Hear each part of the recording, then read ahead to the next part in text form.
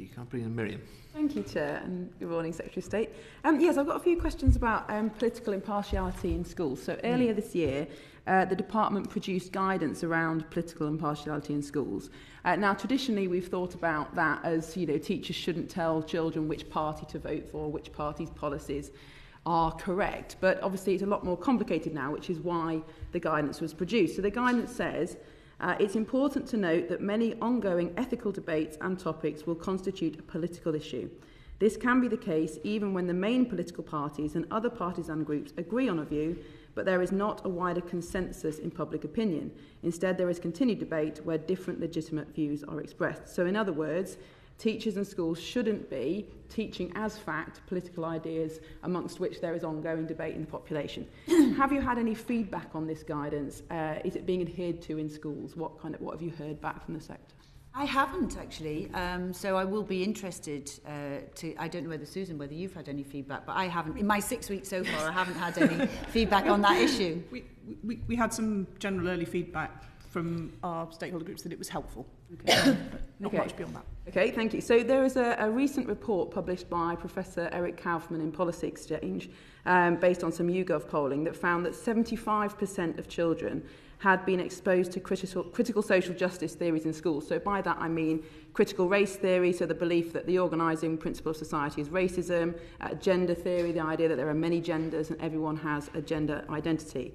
And of those 3/4 of British children who'd encountered those theories in schools, 68% said they'd been taught those ideas as fact without alternative views being on offer, or told that the alternative views were not respectable. Now, do you think that the teaching of those theories, which are highly contested and actually don't have widespread support amongst the mainstream of the population, do you think teaching them as fact is politically partisan?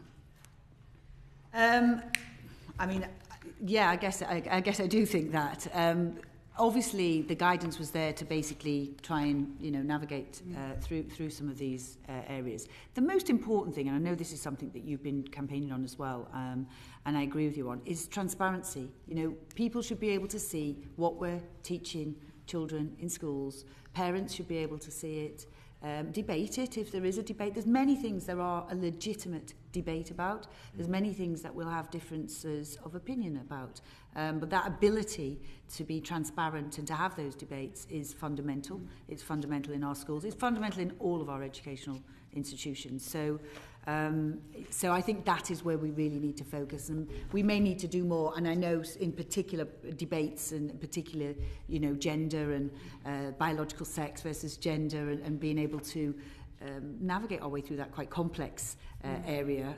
We are going to update guidance, and we are going to consult, and widely to consult, and I'm sure that we'll get a lot of views and a lot of data and inputs from people who have been looking at this and looking at what's happening in schools. And I know there's a number of parents who are concerned. I get regular updates from parents saying, this. In fact, I had a surgery last week in my own constituency with someone saying, this is something that's happening in my school, and I didn't know about it, and it's having a big impact on my family and her daughter in particular. Yeah, and I agree. Transparency is really important. It's part of the accountability between schools and parents on these difficult issues, But I think it's wider than that, and there's a reason that indoctrination in schools is illegal, under Section 406, 407 of the Education Act, and that is because in a democratic society, it's very important that schools, who represent the state, don't impose political views on children. And so that's why we have these laws. And of course, there is a difference between a teacher telling a student something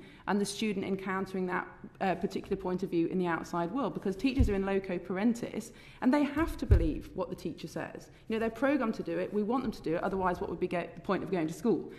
So what teachers say has particular weight. And I think these findings show that, unfortunately, a huge proportion of our children are being taught as fact theories that the wider population don't adhere to. So what is the department's plan to deal with that? What are the consequences for schools for pushing forward some of these pretty radical extreme views as fact?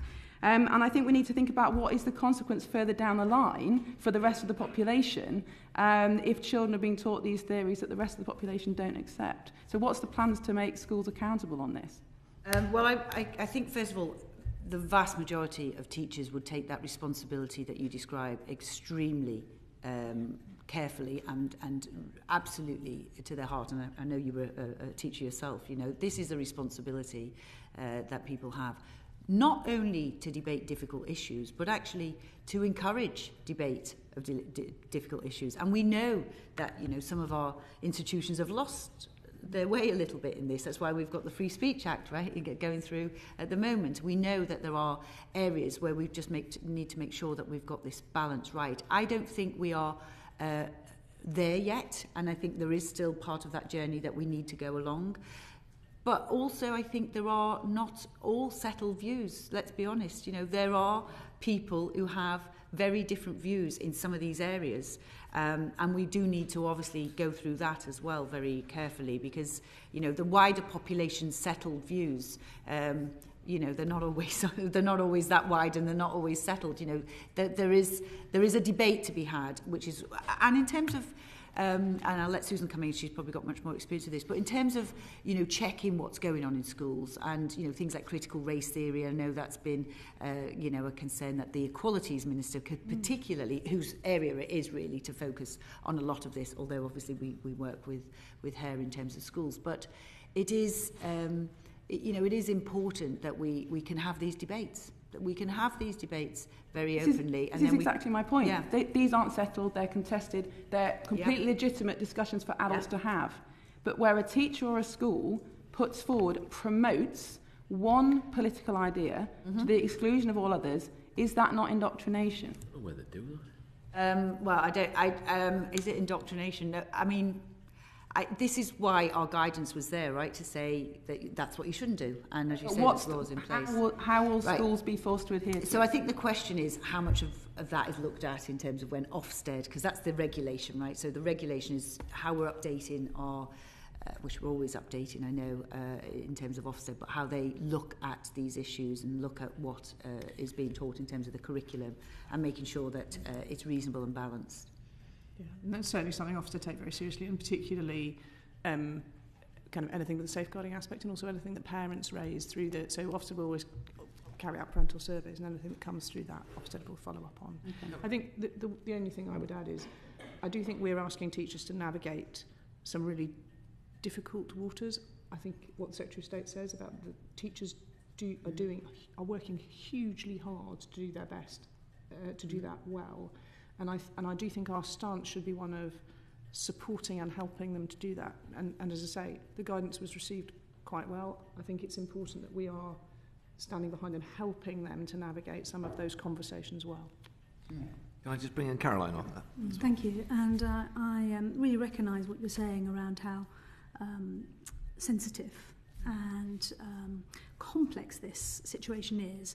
And in a related point, I think not just for children who are obviously in this place of learning, but I wanted to share the experience of a number of teachers who've come to me, and they are very concerned at what they're being asked to teach. They don't teach it with authority, they don't teach it with conviction, and in fact they are reporting in that teachers are actively calling in sick to avoid having to deliver curriculum materials that they think actually are quite damaging.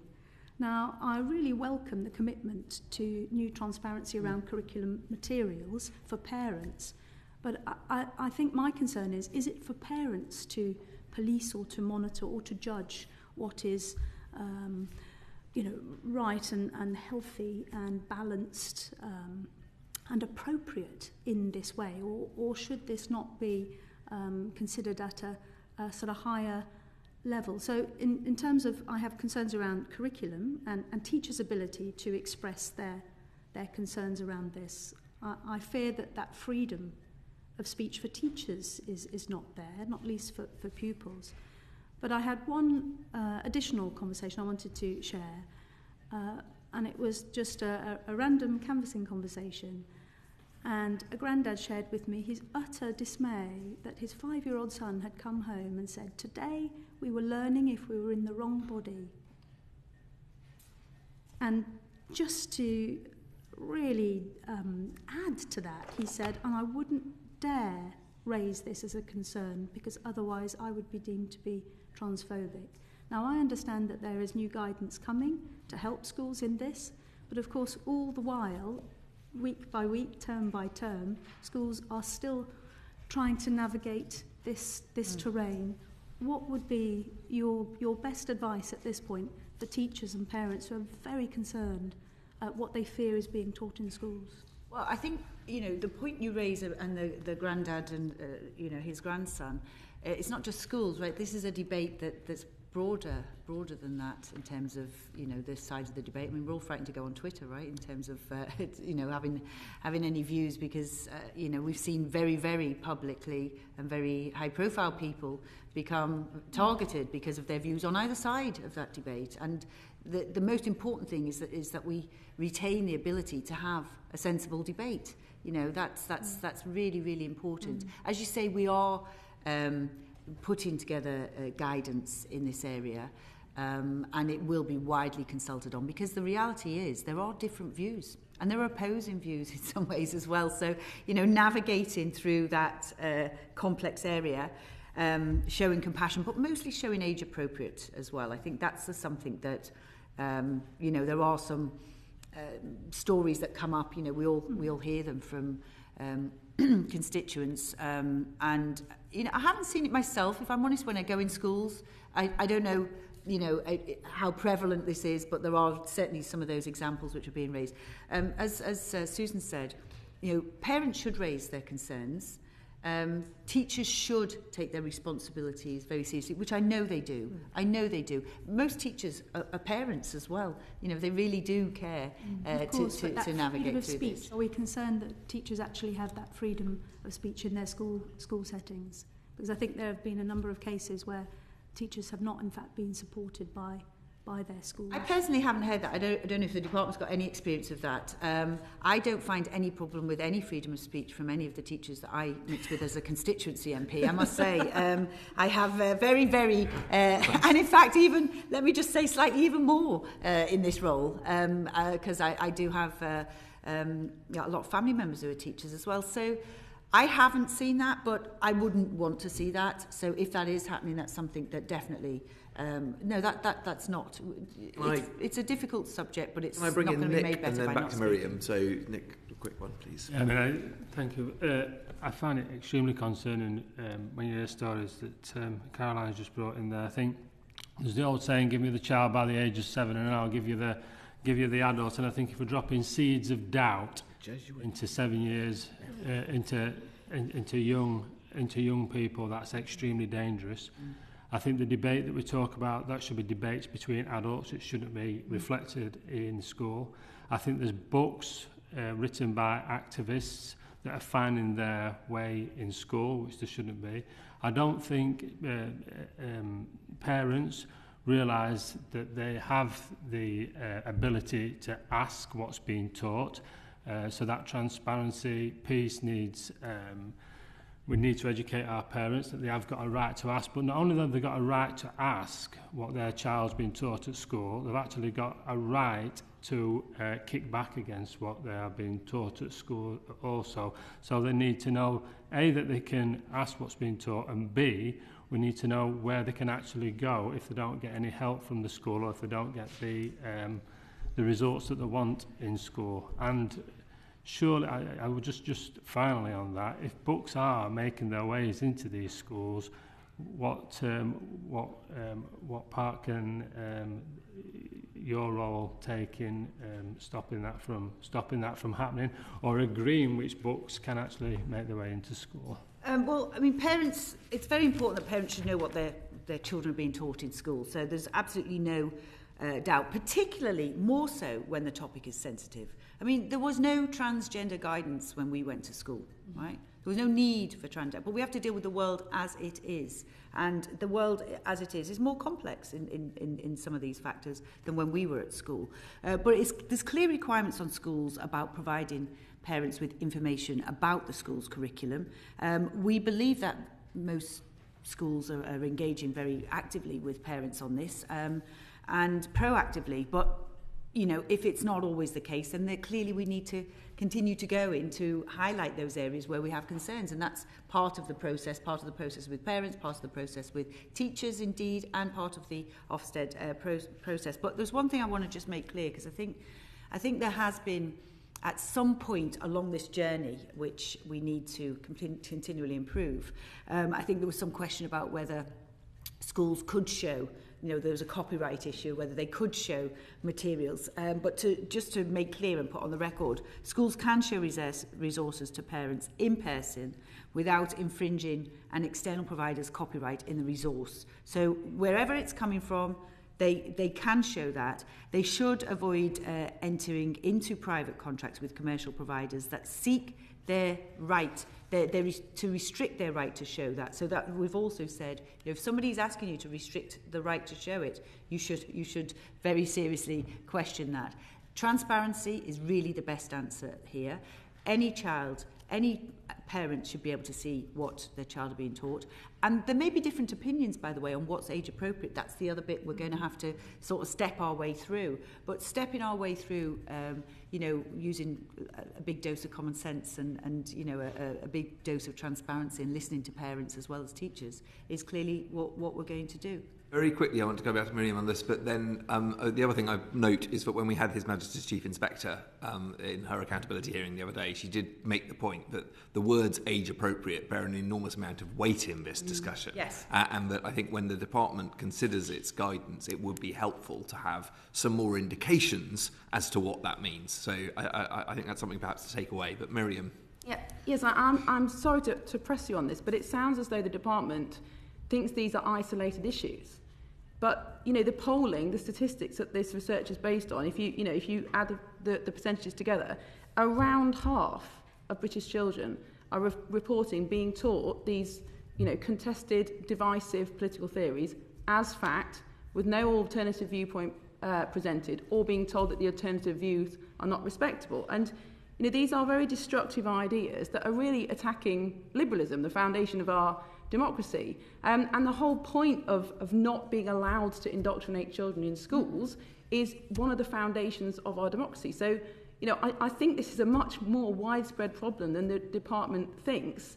And I think we're getting confused here between, you know, yes, there are wide debates to be had in society, of course, but what is it appropriate to tell a 5-year-old? No, and I think, you know, and we need to be clear that this new guidance on the transgender issue is based on safeguarding and evidence, and not an attempt to balance contested views amongst children who are not old enough to entertain those ideas. 100%, as I said, you know, there was no need for transgender guidance when we were at school. There is now. That's why we're doing it. So it's clearly addressing a need. I haven't seen the report, but I will look at the report. And to be honest, you know, I'd also look at the polling, I'd look behind the report, I'd look at the evidence there, you know, because there's sides of this debate that have got skin in the game, let's just say. So I will look at that and look at, you know, what level of concern is being raised. We're all the time in schools, most of us are parents and are, you know, very concerned about this issue. But I mean, personally, you know, people have raised issues, but this is not, you know, every school I go into, everyone's outraged with the materials that are being shown. That's not happening. That is not happening. So that, you know, that would give a different view potentially on that. But it was quite a broad question as well.